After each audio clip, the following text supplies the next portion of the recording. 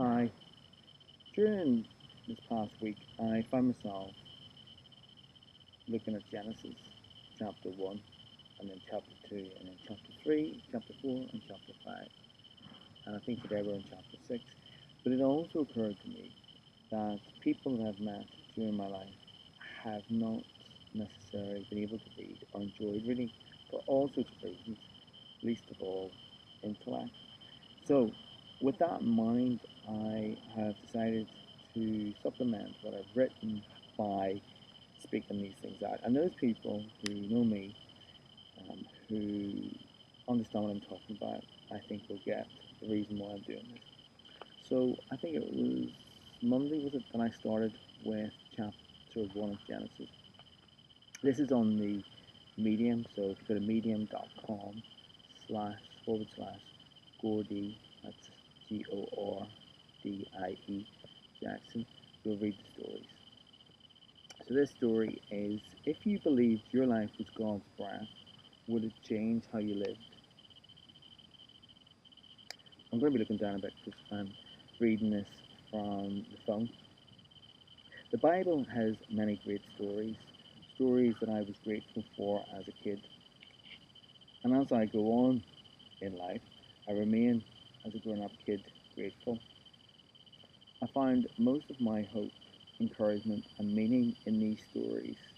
Yet I find that many people, like out there, you, are not aware of these stories. And part of doing this is to share these great stories with people, as I find them helpful in living. I believe other people can as well.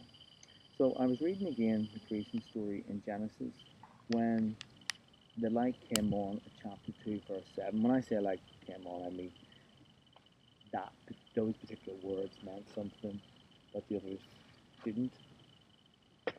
And those words were, "And the Lord God formed man, the dust of the earth, and breathed into his nostrils the breath of life, the breath of life, and man became a living soul."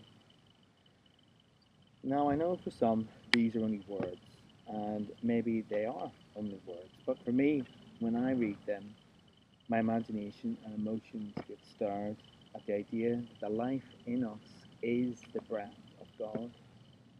How can any of us dismiss any of us, knowing that the breath of God is what gives all of us life? We may not agree with behavior, but the life is not the behavior, and we honor it, i.e., the life, as holy. If I take this a step further, this body inhabits the breath of God. And in that, I'm reminded of another verse. In Him we move and live and have our being. I remember a song used to go something like this. In Him we live and move and have our being. Anyway, we won't continue with that. So I appreciate the words are gendered as in usually male, but this applies to us all. So this notion of the breath of God in the story of Genesis chapter 1, where God breathes into humankind and they come alive.